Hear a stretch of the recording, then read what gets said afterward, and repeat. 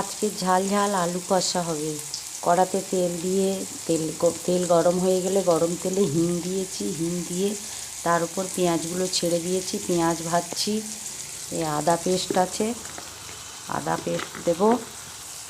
পেঁয়াজ ভাজা হয়ে গেলে আদা পেস্ট, রসুন পেস্ট, পেঁয়াজ ভাজা হয়ে গেলে রসুন পেস্ট, পেঁয়াজ আদা রসুন দিয়ে এই আলু সিদ্ধ করে রেখেছি।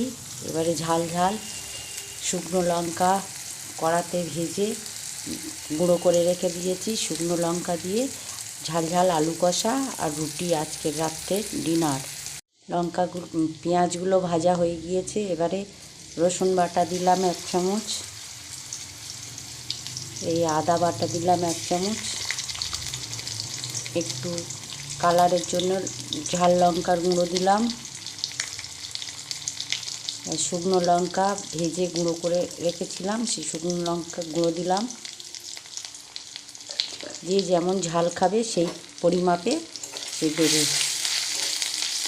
সবগুলো মশলা কষা হয়ে গেলে আলু সিদ্ধ করে রেখেছি, আলু সিদ্ধটা দিয়ে দেব। আমি আলু সিদ্ধর সময় লবণ দিয়ে আলুটা সিদ্ধ করেছি, ওই জন্যে আর লবণটা দিলাম না। এবার আপনারা যে যেমন লঙ্কা এবং লবণ খাবেন সেই পরিমাপে দিয়ে দেবেন। মশলাটা ভালো করে কষা হয়ে গিয়েছে। এবার আমি একটু হলুদের গুঁড়ো দেব, দিয়ে আলুগুলো দিয়ে দেব মশলার ওপরে। হলুদের গুঁড়ো দিলাম 1 চামচ।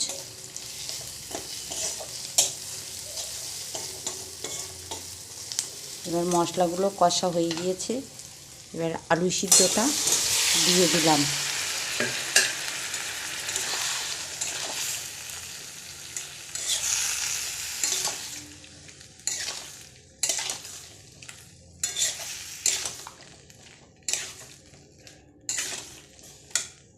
এবার ভালো করে ফুটে উঠলে কয়েকটা আলু ভেঙে দেব, দিয়ে আলু কষা কমপ্লিট হয়ে যাবে, নামিয়ে নেব।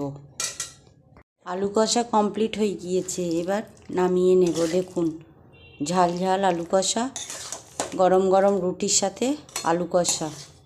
আজকের রাত্রের খাবার রুটি আলু কষা। দেখুন আলু কষা কমপ্লিট হয়ে গিয়েছে। আলু কষার থেকে কেমন ধোঁয়া উঠছে দেখুন।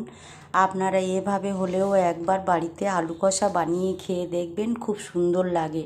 নতুন আলু হলে আপনারা আলু সিদ্ধর সময় লবণ দিয়ে আলুটা সিদ্ধ করবেন, আলুটা লবণ লাগবে, খেতে দারুণ লাগবে। আর পুরানো আলু হলে আপনারা সিদ্ধ করে নিয়েই লবণ দিতে পারেন।